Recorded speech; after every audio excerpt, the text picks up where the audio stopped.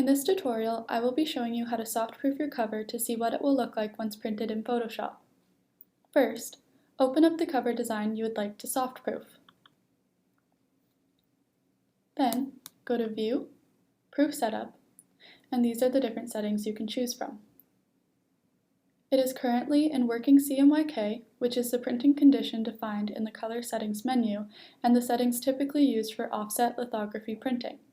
This displays individual or groups of color channels using the CMYK setup. For softproofing, we will click on Custom. This allows us to select or create presets that constitute different printing and viewing conditions and allows you to select a specific proofing condition and test how the image will look when printed on different devices and profiles. In the Custom Proof Condition window that pops up, look for Device to Simulate under Proof Conditions. It will simulate the type of printer you are using. If you click here, you can choose from whatever output device you want to use.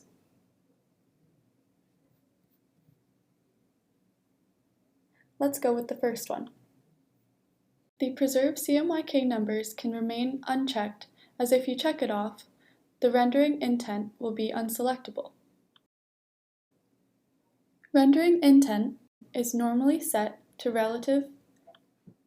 Unless using a larger color gamut, it can also be set to perceptual. Absolute is only used for hard proofing, and saturation is typically used for logos.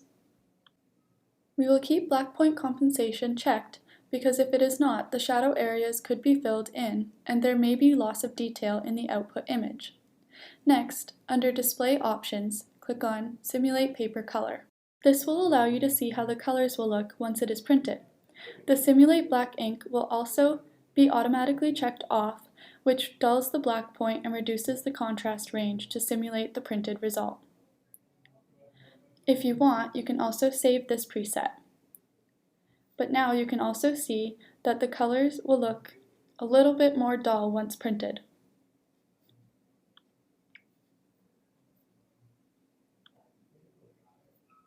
Let's go back to working CMYK.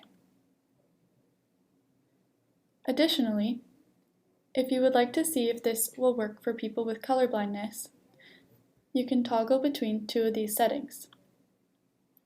As you can see, the color looks a lot different. Some other things to look out for when designing your cover and softproofing are any additional errors, any typos, and the overall accessibility of the design.